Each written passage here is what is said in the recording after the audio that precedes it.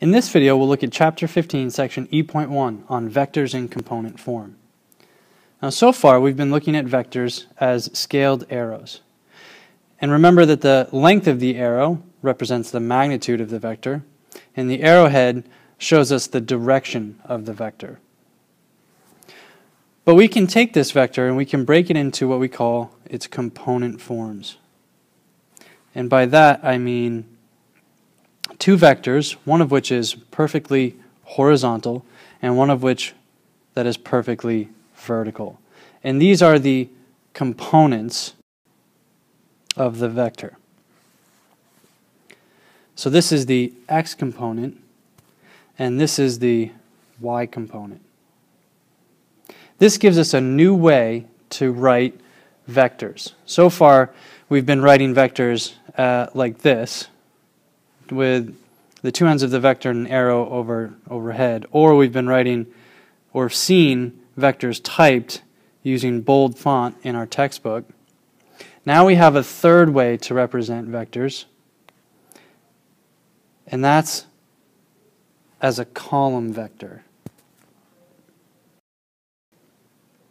And the column vector is simply the horizontal and vertical components of a vector.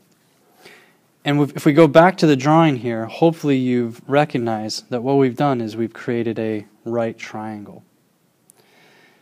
And using Pythagorean theorem, if we know the magnitude of our vector, let's call it vector A, if we know the magnitude of this vector and we know its direction, then we know enough about this right triangle to find the x coordinate and the y coordinate. And we'll see a few examples of that in just a moment. So here's an example vector. We have a vector that goes from the origin, which has coordinates 0, 0, to point A, which has coordinates A1 and A2.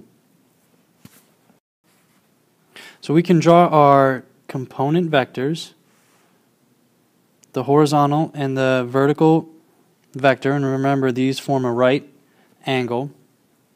And so the horizontal, in this case, it has a magnitude of A1, and the vertical component has a magnitude of A2. So to write this vector in component form,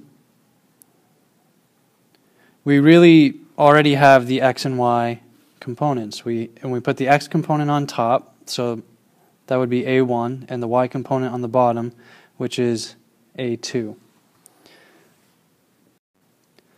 Now let's consider a vector that doesn't start at the origin, but has points A and B as its endpoints.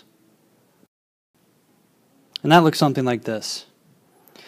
Now notice we still have a vector, and we can still break it down into its horizontal and vertical components. Let's make that a solid line. But notice that we're not starting at the origin, so we need to figure out what the distance is, or the magnitude of the x component is. And so if I take a look at this end of the x component, I know that it has an x coordinate of B1. And if I take a look at this end of the horizontal component, I know that it has an x coordinate of A1.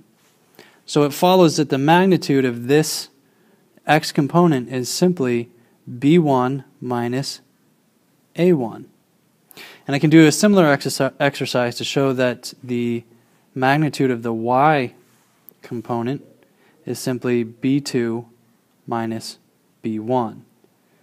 I'm sorry, that should be A1. Sorry again, that should be A2. Okay, so in component form, my vector AB is equal to B1 minus A1 over B2 minus A2. And we'll solve some examples with numbers in just a moment. But before we do that, there's one more thing I want to consider here, and that is finding the vector AB, which we just showed in the previous diagram. but using vector AO and OB.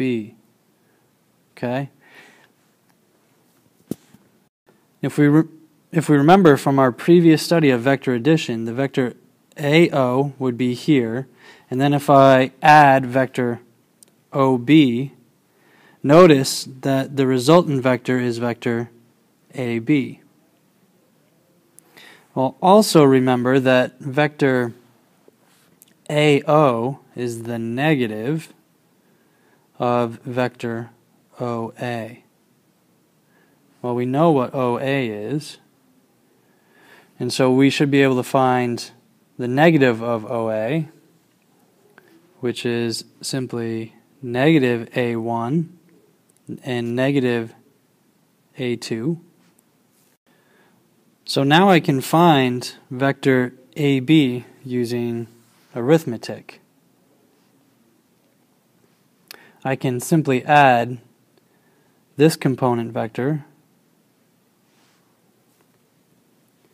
to this component vector. The vector OB, or origin to B, is simply this x-coordinate over the y-coordinate.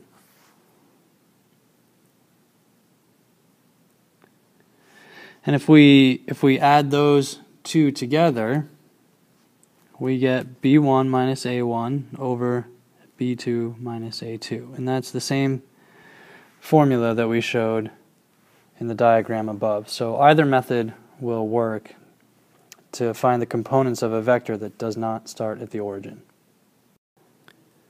I just quickly want to talk about vector equality in terms of component vectors before moving on to some examples.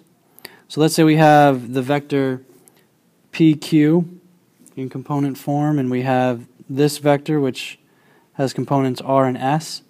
These two vectors are equal only if P equals R and Q equals S. This is the only way they can be equal. I can't, in other words, negative 2, negative 4 does not equal 2, 4. In order for these two vectors to be equal, I have to have the same components in both vectors. Okay, let's solve some examples here. We're given 2 points, A and B, and A has the coordinates 2, negative 3, and B has the coordinates 4, 2, and we're asked to find the vector AB and BA. And we want to use component form here. So remember, essentially what I'm doing is I'm taking the x-coordinate of the second point and I'm subtracting the x-coordinate of the first point to get my horizontal component. Right, if you remember the form we just saw, it's B1 minus A1 over B2 minus A2. So in the first case here, B is the second point, so I'm going to start with those coordinates. So I'm going to have 4 minus 2 for my x component, and I'm going to have 2 minus negative 3 for my y component. And this simplifies to 2 over 5. For the second example, notice that A is the second point. So I need to start with A, the A coordinates, and subtract the B coordinates.